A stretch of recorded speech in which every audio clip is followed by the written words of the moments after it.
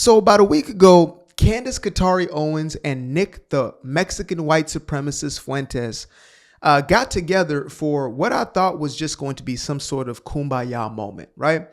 I believe that these were two chums, these were two buds, these were two pals getting together doing what they do best, which is blaming everything on the Jews. Yeah. Turns out that it became everything but that. As a matter of fact, they came together and, well, this was the summary of it all.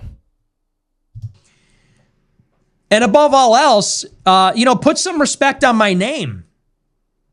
And I hit the nail on my head at the end. I kind of went off and I said, look, I was 17. What's your excuse? You got married later than me. You got red-pilled later than me. You became a truth teller later than me. And you haven't gone through a fraction of what I've gone through. And she wants to call me out. That's what she texted me. She goes, I'm calling you out. And my response to that is, bitch, you have no right to call me out. And maybe it's time for you as a woman to sit down and shut the fuck up. That's me, a man. You want to say, make me a sandwich? Okay, this is me, a man, telling you, a woman, to sit down and shut the fuck up before you call out anybody else. Sit down and shut the fuck up, bitch. I'm so... Now, there are rumors circulating that this individual here may be a closeted individual. And the more I am exposed to this character here, the more I start to realize that they may be true, right? I mean, I got a lot of smoke for all these individuals, every single one of them individually, but that is on the basis of ideology, of ideas they're pushing. I believe they have dangerous ideas, not just controversial spins, but actual dangerous rhetoric that is leading to real life consequences. When you get grandma being set on fire and losing her life on the basis of a free Palestine, a damn lie, a farce, a myth, and you have people who continue to stand behind that while essentially advocating for that sort of behavior to take place, at least covertly, yeah, that's dangerous. But, with all that said, this little closeted mother got something going on here when it comes to Candace. This is the level of, I think, frustration that a lot of people have been experiencing in the last God knows how long. Now, again, he's still a despicable entity. I don't trust him with a 10-foot pole. But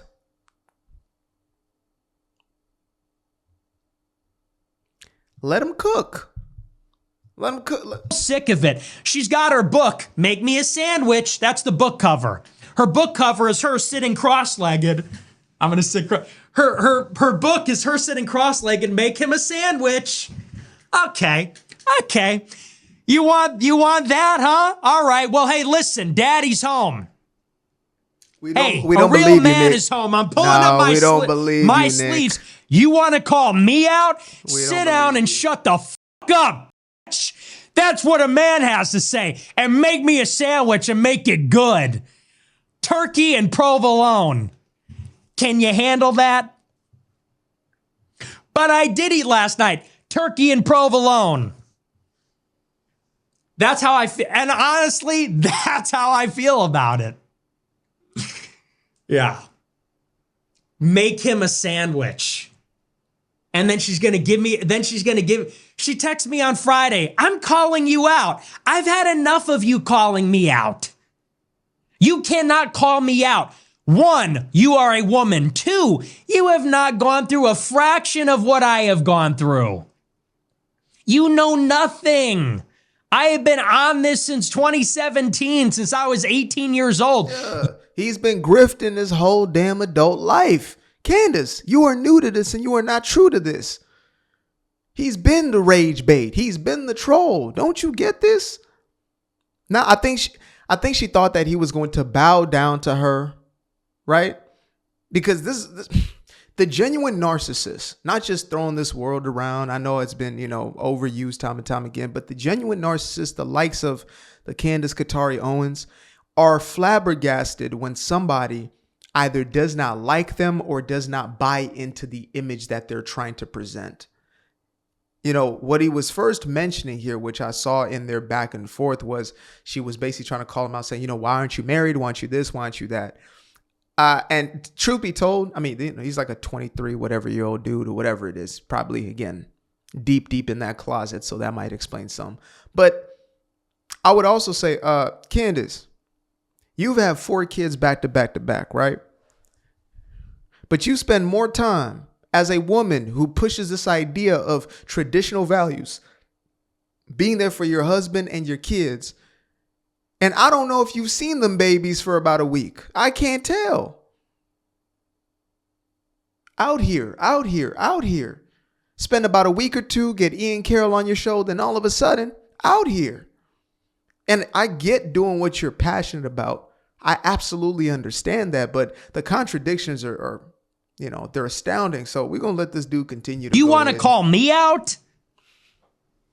And that's, honestly, that's the epitome of it all. Before you call out anybody, how about a shred of humility? How about an ounce of self-awareness? That's true. Why don't you observe the fact that while you had a contract at Daily Wire, Turning Point USA, InfoWars, book deals, and by the way, because you're a black woman, because you are a semi-articulate black woman, you're like Obama. She don't... Not semi...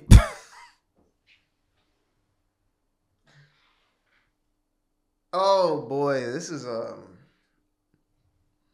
getting interesting. Talk with that Negro dialect. She was a black woman who did the conservative grift, and she rode that tokenism doing f***ing Blexit for 10 years, making millions of dollars, and then married into a wealthy family, and then discovered there's something going on with Israel after only everybody started to notice. Now you want to call me out, the OG? How dare you step on my Jew-hating grift? I've been hating shit. Well, I mean, again, this is a guy who I understand him on a multitude of fronts, but just to, I guess, condense this, he is indeed a believer in much of his message. Like, there's actual conviction behind a lot of these things. That's why you have the ability to just riff on it and really go in, right? Some of these scripted individuals, etc., you can't trust them with their messaging. This guy actually has that, but he also puts on.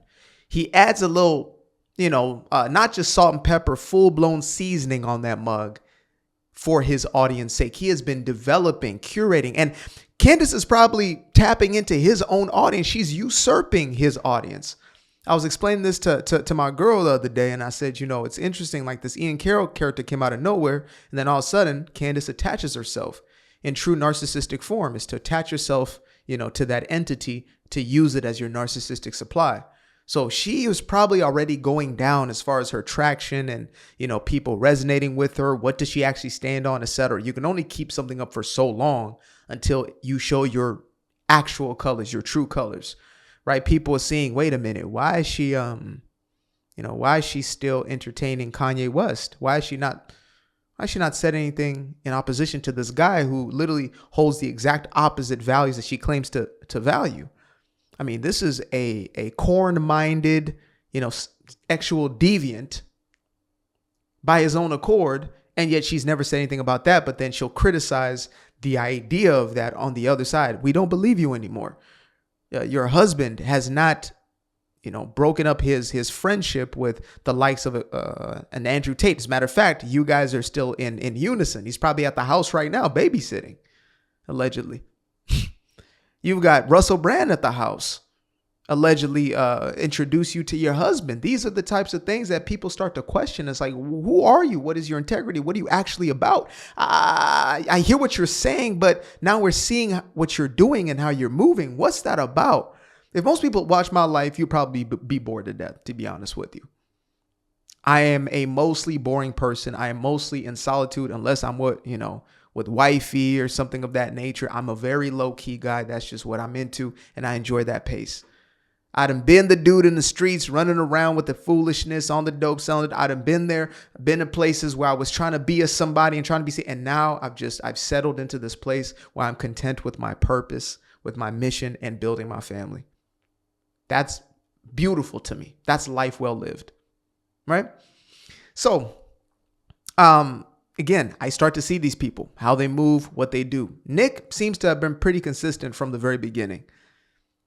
So the only reason I say grift when I speak of him is because he knows there's a level of profitability in the space of, what they call criticism of Israel, which is something that happens in Israel every single day, like it happens in America. So it's never been about that. It's about the blatant hatred of Jews. Why? For Candace, there's a multitude of reasons. And one of the main ones, shout out to Nissim Black, I believe is his name, who broke down the religious front. Right, what she actually believes, her sect of Catholicism, which is like a little, I would call it damn near a cult within, the entirety of Catholicism, that has this deep disdain and hatred towards the Jewish people and believe that they are essentially the stain on this earth, etc. And talking about, all my Christians out there who actually hold the belief that the Jews killed Jesus, that's like me saying, well, I mean, it was actually the Romans who did that. The crucifixion is an execution style of the Romans. Not exclusively, I guess. I can't say that because I don't know if anybody else ever used that, but it is most well known being used by the Roman Empire. So the Romans did it. It was commissioned by the Pharisees. And dare I say, which Pharisees? There was a group of people who had it out for Christ, and then there were the Jews who were followers, who were supporters, including those old 12 guys that were around him the entire time, all Jewish. Paul, who wrote a majority of that New Testament as an individual, a Pharisee who would have called for the crucifixion. So again, if you're using that as a base for your hatred, you're either deeply misinformed, underinformed, right? You actually haven't read through those scriptures, or you just have hatred and you're looking for a way to express that. So yeah, when I seen the aftermath of this, I was surprised because I thought this was just going to be another opportunity. But I guess a grifter, in the truest sense, though she has hatred in her heart, I believe, a grifter has met her match. He's seen through her grift like, wait a minute, you just got here and now you're capitalizing off of this. Like for me, some people try to call me and say, well, why are you all of a sudden talking about these things? And I say, because I'll be honest, I was afraid, like conservatism. I was afraid to talk about these things. And I actually came out publicly of the conservative closet unknowingly. Like I didn't think that this was necessarily going to be the thing. I didn't know I was going to get so much backlash. And it was just a simple little jokey joke video. It's a TikTok of me sitting like this. And it's like, the screaming liberal, and it says like, when you tell a Kamala Harris something, whatever, I forget whatever the hell the joke was. It was on like November 3rd or November 4th, a couple of days before or a day before the election. And in essence, the next 3 days, I lost 1,500 followers on Instagram. People were DMing me, going crazy, threatening my life. I'm unfollowing. I can't understand you. I don't believe you, blah, blah, blah. And I was like, whoa. I used to put out videos on psychology, put out videos on, self-respect and self-love, not knowing that I was speaking directly to these people's narcissism. But I had always been having all these conversations behind closed doors. Even before I started talking about Israel, I knew what the hell was going on. I was just afraid. I was afraid. I'll be real with y'all. I was afraid to criticize certain ideologies like Islam, etc. I was afraid to do so, even though I knew the truth. But I realized, bruh, you're living a lie. And if you ever turn this camera on, you better be saying something that is the truth, because you're going to be held accountable for every word that comes out of your mouth. You will be held accountable for all of it. It's having an effect on somebody. So for me to, be at this place and now seeing this infighting that's taken place, it is interesting to say the least.